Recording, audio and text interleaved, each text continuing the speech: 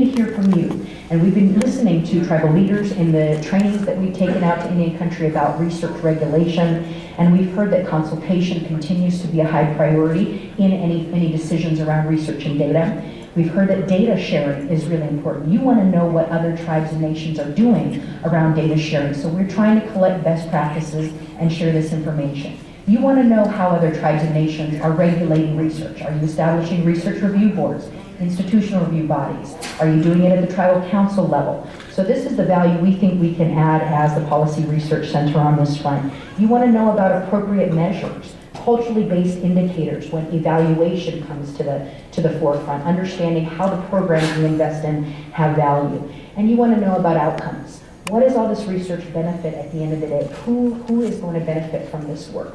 So these are the priorities that we're hearing from you that we want to shape. And we really also want to emphasize the value of culture in this work. We're hearing that very strongly, and sovereignty on this piece. We are one of the only groups that has the authority to regulate research on our lands and with our people. And other small and rural communities want to know about what that looks like because they think that it's going to be continue to be very important on that front.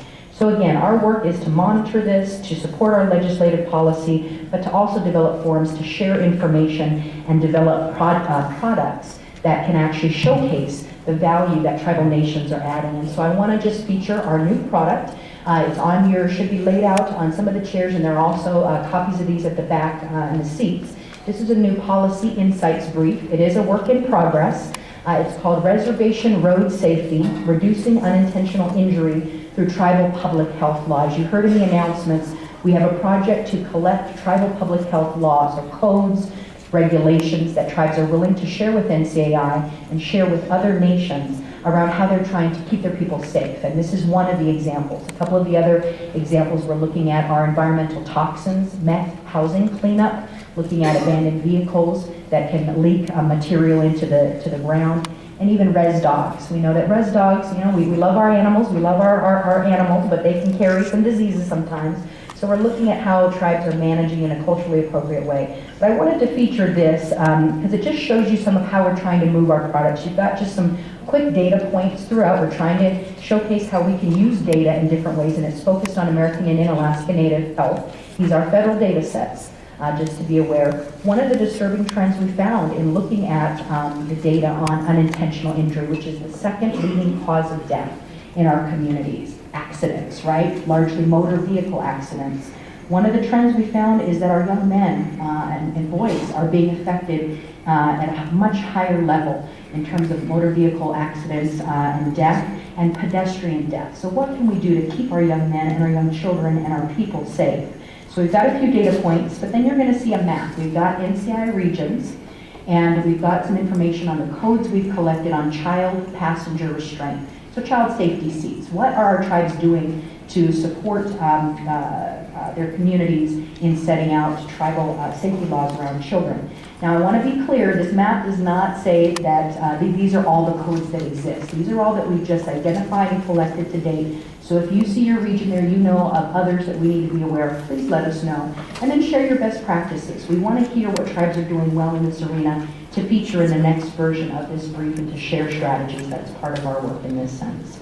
So that just gives you a sense about our work at the Policy Research Center. We're always trying to think and develop new directions for it. So please come up to us, talk with us, share with us your hopes and your expectations. Our theme for this Tribal Leaders Scholar Forum today is planning for change. We really want you to think about the presentations we pulled together and how their research and information help tribal leaders plan for different sorts of change. Our first panel is going to focus around economic development and innovation in a changing context in this way. There are great panels this morning, and then this afternoon at lunch we've got the poster session set out. Young people, programs and organizations featuring their work. And then we've got the afternoon breakout sessions. We have 3 that are particularly affiliated with the Tribal Leaders Scholar Forum. One on measuring success in education that focuses on content standards that are coming down, culturally based approaches to this work, and also urban focus in that context. We also have advancing health from within, which is about how you develop health leadership and how you develop partnerships around health research. And then the third is about agriculture, water, and timber, so stewarding our natural resources. really thinking about sustainable science. And I really want you to engage with the presenters about how we take their information and turn them into, again, strategic policy action.